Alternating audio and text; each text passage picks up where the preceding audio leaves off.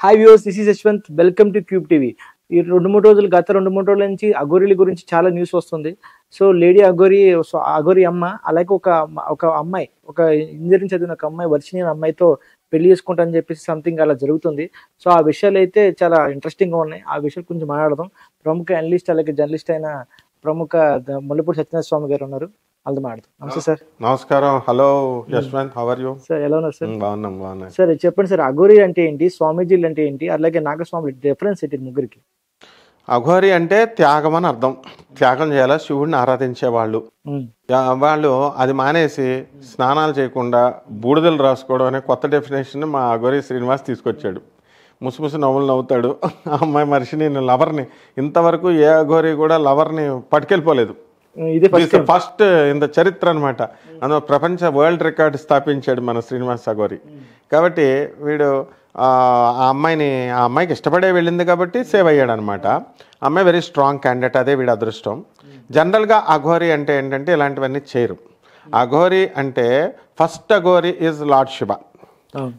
అంటే త్యాగం చేశాడు ఆయన. శివుడు అందరి కోసం త్యాగం చేసి తానే గురువై మొత్తం ప్రపంచానికి లయం చేసి నడిపిస్తాడు, రక్షిస్తూ. సెకండ్ అఘోరి మన బాలకృష్ణ. ఎవరు? బాలకృష్ణ అఘోరి కాదు, హీరో బాలకృష్ణ. ఎందువలన అఖండ సినిమా తీసినప్పుడు అఘోరీలు అంటే ఇలా ఉంటారు కదా అని చెప్పేసి అందరూ అఘోరీలకి రెస్పెక్ట్ ఇచ్చారు. అఘోరీలంతా కూడా ట్రెండింగ్ వచ్చేసారు. ట్రెండింగ్ వచ్చేసి ఇక మొత్తం అఘోరీల మీద రెస్పెక్ట్ బాగా పెరిగిపోయింది. సరైన టైం చూసి మన అఘోరి శ్రీనివాస్ దిగిపోయాడు అనమాట రంగంలోకి. అంటే మోడర్న్ పల్స్ తెలిసినటువంటి మనోడు. ఎలా అంటే 4 రోజులు వీడియోలో కనబడతాడు, హల్చల్ చేసేస్తాడు, మళ్ళీ మాయమైపోతాడు, మళ్ళీ ఎక్కడికో వెళ్ళిపోతాడు, మళ్ళీ వస్తాడు, ట్రెండింగ్లో ఉంటాడు ఎప్పుడు. కాబట్టి ఈ మోడర్న్ అఘోరి మన శ్రీనివాస్ ఏంటంటే లవర్ బాయ్ కూడా అనమాట. కాబట్టి చక్కగా ప్రేమ పండించాడు. ఈ అమ్మాయిని ప్రేమలో ముగ్గులోకి దింపాడు. 3వసారి ముచ్చటగా పెళ్లి చేసుకుంటున్నాడు. కాబట్టి ఇది అఘోరీనికి కొత్త డెఫినేషన్ ఇప్పించినటువంటి మహానుభావుడు అనమాట. అందరూ అఘోరీలు అంతా కూడా ఇదేమో అఘోరి నా నాయన అని చెప్పి వీడిని చూసి సిగ్గుపడిపోయి భయపడి పారిపోతున్నారు. ఇప్పుడు అఘోరీలు అంటే ఏంటంటే ఎక్కడ ఉంటారంటే అసలు ఎవరికి కనబడరు. సిటీలోనే ఇక్కడే ఉండొచ్చు, హిమాలయాల్లోనే ఉండాలని రూల్ ఏం లేదు, ఎక్కడ పడితే అక్కడ ఉంటారు. వాళ్ళ పని పాపం వాళ్ళు ఏదో చేసుకుంటారు, సాధన చేసుకుంటారు. అంతేగాని కపాలాల్లో తిండాలు, లేకపోతే కపాలాల్లో టీ తాగడాలు, మందు కొట్టడాలు, డైలీ శవ సంభోగాలు, శవాలు మాంసాలు తిండాలు, ఇలాంటివి అన్ని నాన్ సెన్స్ డెఫినేషన్స్ అన్నీ తీసుకొచ్చారు అంతా కూడా. అవేమి చేయరు. కేనారాం అఘోరి ఆశ్రమం అని కాశీలో ఉంటుంది. అది ఎలా ఉంటుందంటే మోస్ట్ సిస్టమేటిక్ ఆశ్రమం. ఎలాగైతే మనకి ఇక్కడ రామకృష్ణ మఠాలు ఎలాగైతే సిస్టమేటిక్గా ఫంక్షన్ చేస్తున్నాయి ఇస్కాన్ ఇవన్నీ, అలాగే అక్కడ కూడా ఒక హెడ్ ఉంటాడు. అంతా సిస్టమేటిక్గా జరుగుతారు. అక్కడ ఎవరు మందు కొట్టరు. అక్కడెవరు కొన్ని ఎకరాల ల్యాండ్లో ఉంది అది, సిటీ నడిబొడ్డున. సో వాళ్ళంతా కూడా చక్కగా ఈ శవమాంసాలు తినడం ఇవన్నీ ఏముండవు. శుభ్రంగా వెజిటబుల్స్ వండుకొని మామూలు మనం ఎలా తింటామో అలా తింటారు, పచ్చి కూరగాయలు అలా, అంతే. అండ్ ఇంకా ఎక్కువ చెప్పాలంటే అసలు మీటు గిట్టు ఏం తినరు. వీళ్ళు తీసుకొచ్చినటువంటి డెఫినేషన్ ఎలాగంటే ఎవడిష్టం వచ్చినాడు తాగేయచ్చు, ఎవడిష్టం వచ్చినట్టు తినేయచ్చు. ఇది అఘోరి డెఫినేషన్ కింద తీసుకొచ్చారు. సో ఇది తప్పు. లేకపోతే అఘోరి అంటే ఏంటంటే నాన్ వెజిటేరియన్ ముట్టుకోకుండా, నిజమైన అఘోరి చెప్తున్నా, పరమేశ్వరుడు ఎలా ఉంటాడో అలా నిత్యము పరమేశ్వర సాధనలో ఉంటూ సమస్తాన్ని సాక్రిఫైస్ చేసి ఇతరులకు హర్ట్ కలిగించకుండా, ఇతరులకు హర్ట్ చేయకుండా తన సాధన చేసుకుంటూ తాను ఉద్ధరించబడుతూ ఇతరులను కూడా ఉద్ధరించబడేవాడిని అఘోరి అంటారు. కానీ వీడేం చేస్తున్నాడు అఘోరి శ్రీనివాస్, నేను ఎవరిని బాధ పెట్టకూడదు అనేది అఘోరి సిద్ధాంతం అయితే, ఆ వర్షిని తల్లిదండ్రులని, వాళ్ళ అన్నని, హర్షాని, విజయ్ అనేటటువంటి వాడిని బాధ పెడుతున్నాడు. తర్వాత ఈ ట్రూ నాలెడ్జ్ని ఇవ్వాలి, వీడు కన్ఫ్యూజ్డ్ నాలెడ్జ్ ఇస్తున్నాడు, అందరికీ కన్ఫ్యూజ్ చేసి పడేస్తున్నాడు. అసలు వాడికి స్నానం చేయడు, విభూతి రాసుకుంటాడు, ముసుముసు నవ్వులు నవ్వుతూ ఉంటాడు. ఆ ముసుముసు నవ్వులు చూసి నేను పడిపోయాను, మధురం మధురం అని పాట పాడుతుంది ఈమె, వాడేమో డ్యాన్సులు వేస్తున్నాడు. ఈ విధంగా అయిపోయింది నాయన. కాబట్టి ఈ యొక్క ఇక నాగసాధువులు అంటే ఏంటంటే వాళ్ళు ఇదొక సెక్ట్ ఆఫ్ ఇది అనమాట. ఇదంతా స్టైల్గా ఉంటుందని ఎక్కడ ఎన్నో ఆకడా మీన్స్ వాట్? ఆకడా అంటే ఒక సమూహం ఒక చోట ఉండడం, అంతే. అలాంటి ఎన్నో కేటగిరీస్ ఇప్పుడు ట్రైబల్స్లో కూడా ఇప్పుడు చెంచు వర్గం ఉంది, ఆ తర్వాత లంబాడా వర్గం ఉంది. ఒక్కొక్క బెల్ట్ ఎలా ఉందో అలా ఒక్కొక్క దాన్ని ఆకడ అంటారనమాట. అలాగే ఇక్కడ మనకి నాగసాధువు అనేటటువంటి వాళ్ళు ఎలాగంటే వాళ్ళు కూడా సాక్రిఫైస్ చేస్తారు. వీళ్ళు మామూలు సాధుత్వంతో ఆవులాగా జీవిస్తూ వీళ్ళు బట్టలు వేసుకుంటారు. ఇప్పుడు మనకి కుంభమేళ ప్రయాగ్రాజ్లో జరిగినప్పుడు కొన్ని వందల మంది వేల మంది ఈ అఘోరీలు వచ్చారు, ఈ యొక్క నాగసాధువులు వచ్చారు. నేను మొన్న గిర్నార్ వెళ్ళినప్పుడు ద్వారకా దగ్గర అక్కడ కంప్లీట్గా ఈ యొక్క అఘోరీలు నాగసాధువుల సమ్మేళనం జరిగింది. పాపం మనం వెళ్ళి ఆయనకు దండం పెడితే ఒక యాపిల్ పండు తీసి ఇచ్చాడు. ఓకే, మనం ఏదో ఒక 100 రూపాయలు పెట్టేసి వాళ్ళకి వచ్చారు, మాకు కూడా వచ్చిన వాళ్ళు అంతే, వాళ్ళే నాగసాధువులు. కాబట్టి వాళ్ళ సాధన ఏదో వాళ్ళు చేసుకుంటారు, దానికి ఏం ప్రత్యేకించి ఇదేం లేదు. ఇక మామూలు స్వామీజీలు అంటున్నారు కదా మీరు, మూడో డిఫరెన్స్. మామూలు స్వామీజీలు ఇప్పుడు వాళ్ళు 50 లక్షల కారు కంటే కూడా తక్కువ ఎవరు వాడరు అనమాట, కాస్ట్లీ. అండ్ నెక్స్ట్ ఏంటంటే కాస్ట్లీ బట్టలు, కాస్ట్లీ ఆశ్రమాలు సిటీలో. అసలు నిజమైనటువంటి శంకరాచార్య లాంటి నరసింహ సరస్వతి స్వాముల వారంటే దత్తాత్రేయుడు వీళ్ళు మధ్యాహ్నం పూటగా భోజనం ఒక పూటే అడుక్కుంటారు, సాయంత్రంగా ఊరు వదిలేసి వెళ్ళిపోతారు. వాళ్ళు ఒక చోట అడుగుతారు, ఇవ్వకపోతే పసుతో ఉండిపోతారు. అండ్ సాయంకాలం అయిపోయేసరికి లేకపోతే వీళ్ళు అసలు పాపం ఇంకా భోజనాలు ఆ ఊరు వదిలేసి వెళ్ళిపోవాలి. కానీ ఇప్పుడున్నటువంటి స్వామీజీలంతా కూడా ఎక్కడ పడితే అక్కడ ఆశ్రమాలు వేసి చక్కగా అక్కడ లోకల్ ప్రజలతో కలిసిపోయి ఉంటూ, అలాగే కారుల్లో బెంచ్ కారుల్లో తిరుగుతూ ఏసీల్లో ఉంటున్నారు. తప్పే ఉంది, పోలే తిరగని. This is the definition of సాధువులు అనమాట. మామూలు మీరు అడిగిన మూడిట్లకి డిఫరెన్స్ అది. సో సాధారణంగా సాధువులు అన్న వాళ్ళు పెళ్లి చేసుకోరు. సో ఈ అఘోరి మాత్రం అఘోరి అమ్మ పెళ్లి చేసుకుంటాని చెప్పేసి ఒక అమ్మాయి వచ్చింది, దాంతో పాటు 2సారి పెళ్లి చేసుకుని చెప్పింది, మళ్ళీ 3సారి చేసుకుంటాడు. అసలు గోలేంటి సార్, అసలు చేసుకోవచ్చు అసలు పెళ్లి అనేది? పెళ్ళి అనేది చేసుకోకూడదు అసలు. వాడు చేసుకుని ఏం చేస్తాడు, వాడు ట్రాన్స్జెండర్ నెంబర్ 1. నెంబర్ 2 ఇంకా పచ్చిగా ఏం చెప్తున్నాడు, నాకు జస్ట్ సూది దూరితే ఎంత ఉంటుందో యూరిన్కి అంత నాకు హోల్ ఉంటుంది అని పచ్చిగా చెప్పినటువంటి వాడు నేనేం చేసుకుంటాను అన్నటువంటి వాడు. ఇప్పుడు మరి ఈ అమ్మాయి పోనే లెస్బియన్స్గా అయితే మాత్రమే ఇలాగా వెళ్ళిపోతారనమాట. ఎలాగైతే హోమోసెక్షువల్స్ మగవాళ్ళల్లో స్వలింగ సంపర్కులు, ఆడవాళ్ళని లెస్బియన్స్ అంటారు. కాబట్టి వీళ్ళిద్దరూ అదే అని క్లియర్గా చెప్తున్నారు. నేను ప్రేమించానంటుంది ఎవరు, ఈ వర్షిని కూడా చెప్తుంది, బీటెక్ చదివింది, 2nd ఇయర్ అమ్మాయి. సో ఇక్కడ తనకి వైరాగ్యం ఉంది, నాకు సెక్స్ మీద నాకు కోరిక లేదు అని అంటోంది. మరి అటువంటిప్పుడు వెళ్ళి ఏం చేసుకుంటుంది? కాబట్టి వీళ్ళిద్దరూ ఏంటంటే దానికి మరి సనాతన ధర్మం పేర్లు పెట్టడం ఎందుకు అడ్డుగా, దేవుడు పదాలు ఇవన్నీ ఎందుకు పెడుతున్నారంటే లెస్బియన్స్ ఎలోప్మెంట్ వెళ్ళిపోయారంటే వీళ్ళని స్వలింగ సంపర్కులుగా సమాజం గుర్తిస్తుందన్న ఉద్దేశంతో వీళ్ళు దేవుణ్ణి అడ్డు పెడుతున్నారు. అఘోరి అమ్మ అనేటటువంటి పదం వాడేవు, తర్వాత అఘోరి అని, తర్వాత ఈమెమో సనాతన సాంప్రదాయం కోసం ఫైటింగ్ చేస్తున్నాడు, పోరాటం చేస్తున్నాడు. ఏం పోరాటం చేస్తున్నాడు వాడు? సనాతన ధర్మం పోరాటం లేపుకెడిపోడాలా. ఇంకా మొన్న ఒక ఇంటర్వ్యూలో 11 అమ్మాయిలు నేను ట్రైనింగ్ ఇస్తున్నాను, నా దగ్గర ఇంకా ఉన్నారు 11 మంది అమ్మాయిలు, తర్వాత నేను మగాళ్ళకి ట్రైనింగ్ ఉన్నాను అంటున్నాడు. కాబట్టి పోన్లే అదన్నా మెచ్చుకోవచ్చు, డైరెక్ట్ చెప్తున్నాడు. కాబట్టి నెక్స్ట్ మరి ఈ అమ్మాయిలు తీసుకెళ్ళి ఏం చేసేస్తున్నాడో తెలియదు. ఆ విధంగా ఏం ట్రైనింగ్ ఇస్తున్నాడు, వాడికి ఒకటి వస్తే వాడికి ట్రైనింగ్ చెప్తాడు. ఇప్పుడు లెక్కల మాస్టరు వాడికి మ్యాథమెటిక్స్ వస్తే వాడి దగ్గరకు వచ్చిన స్టూడెంట్స్కి మ్యాథ్స్ చెప్తాడు. వీడికే రాకపోతే మ్యాథ్స్కే రాదు, పిల్లలకి ఏం చెప్తాడు? వీడు అసలు అఘోరి కాదు, వీడికి విజ్ఞానము లేదు, ఒక 5వ క్లాస్ కూడా చదువుకోలేదు. నోట్లో అసలు సరస్వతి గుబాళించాలి. సామే వసతు జిహ్వాగ్రే బ్రహ్మరూప సరస్వతి.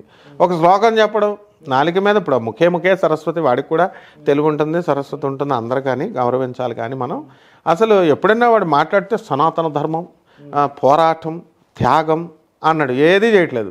పోనీ ఒక శ్లోకం చెప్తాడా, ఒక పద్యం చదువుతాడా, ఒక పుస్తకం తీసి చదువుతాడా?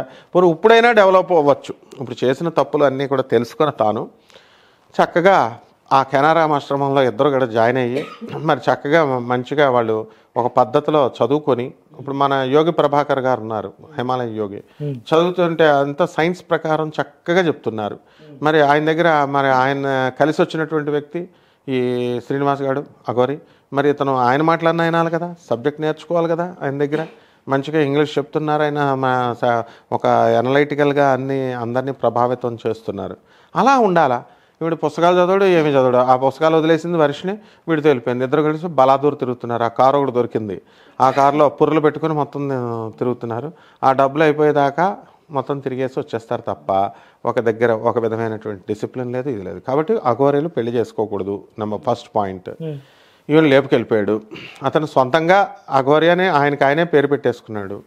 ఆయనకైనా ఇంకా ఏమన్నా అంటే తణుకు రాజేష్ అని అతను కూడా బదనాం చేస్తున్నాడు. పాపం ఆ రాజేష్ ఒకరోజు కూడా మీడియాకి రాలేదు, రాజేష్ అఘోరి అని. ఈ విధంగా ఆ అమ్మాయి వాళ్ళ ప్యూర్ లెస్బియన్సే తప్ప అతను అఘోరి కాదు.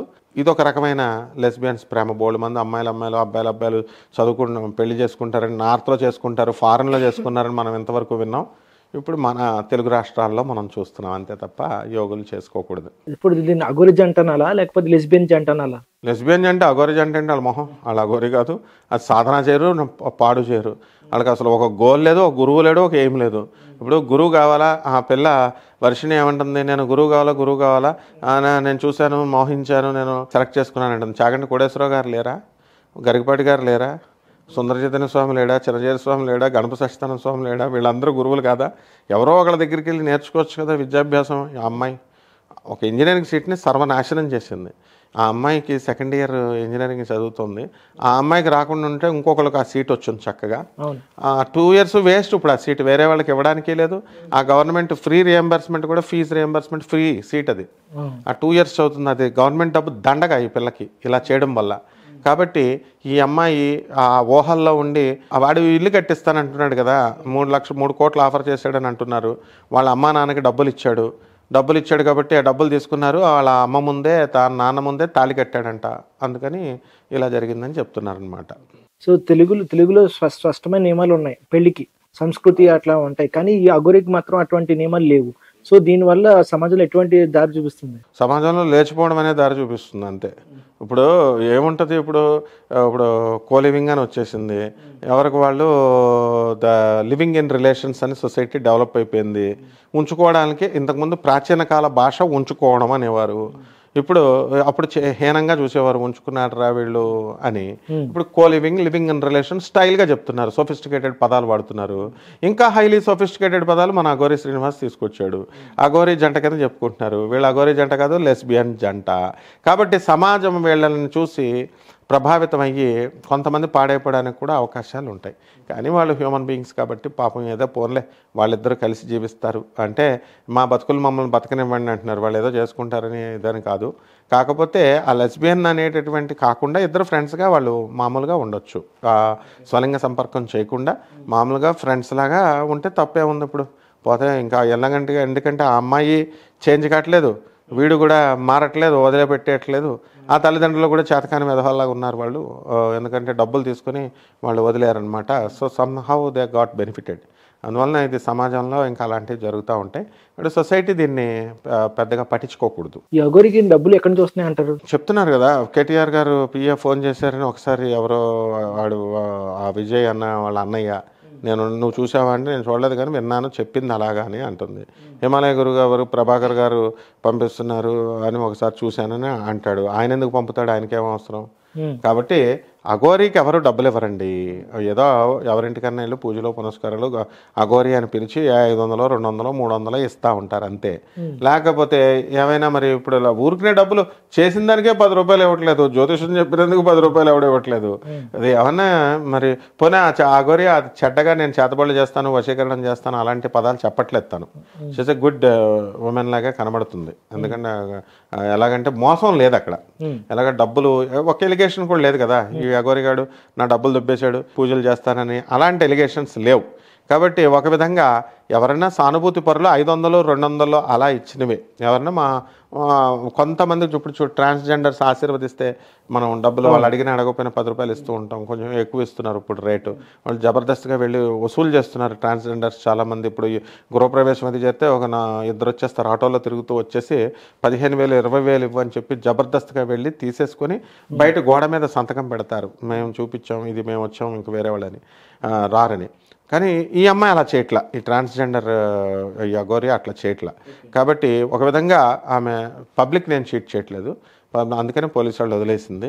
బట్ ఒకటి ఈ విషయంలో మాత్రం తను మరి వాళ్ళిద్దరికీ మనసు పడ్డని జంట అనమాట. ఒకళ్ళని విడిచి ఒకళ్ళు ఉండలేరు. లవ్కి ఎవరని చెప్తాం, ఇంకా దానికి లవ్కి ఏ విధంగా అయితే వయసు లేదో, లవ్కి ఏ విధంగా అయితే కులం లేదో, మతం లేదో, ప్రేమకి పశువులను కూడా పెళ్లి చేసుకున్న వాళ్ళు ఉన్నారు ఫారిన్లో. ఇప్పుడు కుక్కలతో, గుర్రాలతో సంపర్కాలు ఇలాంటివన్నీ కూడా ఫారిన్ కంట్రీస్లో ఉన్నాయి. ఇవన్నీ ఇప్పుడు నుంచి కాదు అవన్నీ కూడా.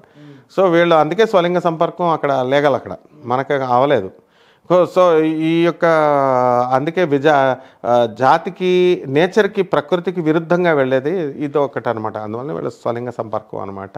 అలా కాకుండా మంచిగా ఉంటే పర్వాలేదు, పోన్లే హ్యూమన్ బీయింగ్స్లో ఇద్దరు కలిసి ఎంతకాలం ఉంటారండి, 1 సంవత్సరం ఉంటారు, ఆ తర్వాత విడిపోతారు. ఆ సంవత్సరం కూడా ఆ డబ్బులు అయిపోతే, ఆ 11 లక్షలు అయిపోతే వచ్చేస్తే ఏమి ఉండదు ఇంకేమి.